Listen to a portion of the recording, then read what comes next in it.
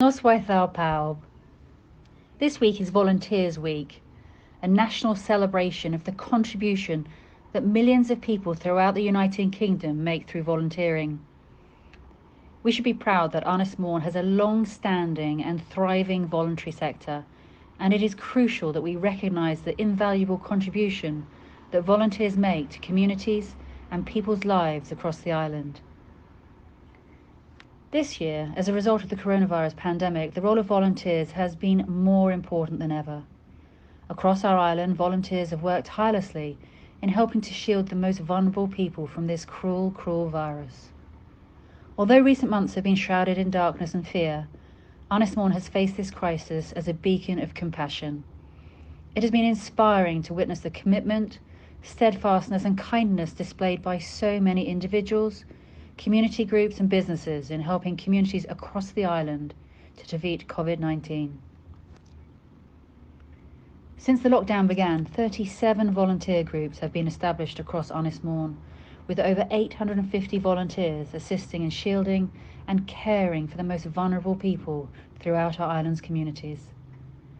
Vital support has been provided by 5 food banks and over 50 businesses, themselves often severely impacted by the lockdown. And these have united in the fight against the virus by helping to provide and deliver food and care packages to those most in need. To all our amazing volunteers across Ynys Môn, I would like to say a huge and heartfelt diolch. This crisis has impacted our tourism and hospitality sector with particular severity. The lockdown came into effect just as local pubs, restaurants, cafes, and other visitor attractions were beginning to welcome guests and visitors for the crucial summer season. The government's package of financial support schemes, delivered ahead of schedule in the face of unprecedented challenges, have provided unprecedented levels of assistance to individuals and businesses across the United Kingdom, and have helped to protect millions of jobs and to keep tens of thousands of businesses afloat. Many businesses and self-employed people from across the island have shared their very pertinent and serious concerns with me that their financial schemes needed to be extended past their original end dates, and I've worked tirelessly in communicating these concerns with the government and have fought for the schemes to be extended. At the end of last month, the Chancellor announced an extension to the Job Retention Scheme until October, and just last week I was delighted to welcome his announcement that a second grant will be made available under the Self-Employed Income Support Scheme. There are many additional financial schemes and support packages that are available for businesses and individuals, ranging from mortgage holidays to bounce-back loans. If you need or know anyone who may need any help in identifying and accessing the support that is available, please do not hesitate to contact me. My dedicated team and I are always here to help.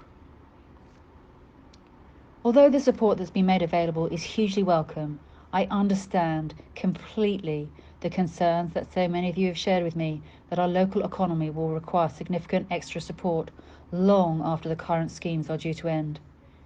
The tourism sector, the first to be hit by the crisis and the last to be opened up, will enter the winter having endured the key summer trading period spent mostly in lockdown.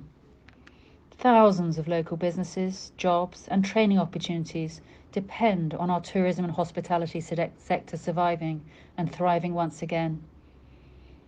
Additional support from the government is required, and I'm fighting for that support. In March, the Chancellor stated that the government will do whatever it takes to protect businesses and jobs.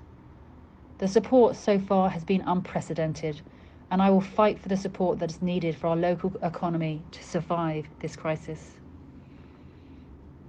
You too can play a key role in helping our local economy to thrive once again. The contribution of local businesses in fighting COVID-19 has been not only invaluable, it has been remarkable, as the contribution has been made in the face of such adversity. We should all be hugely proud of the way so many organisations have united against this pandemic, and once this crisis abates, we must all unite to support the businesses that gave so much in times of such hardship. This year, once it is safe to do so, I urge you to consider a staycation, and, if you are planning a holiday abroad, to instead spend that money in our local pubs, our local restaurants, shops and cafes. We owe a debt of gratitude to these businesses, and this small act will make a real difference. I have spoken of Honest Morn as a beacon of compassion. This island is also a beacon of enterprise, and working together we can make this beacon shine bright once again. And let's be honest, after the months that we've endured, there is nowhere better to be than on our beautiful, beautiful island.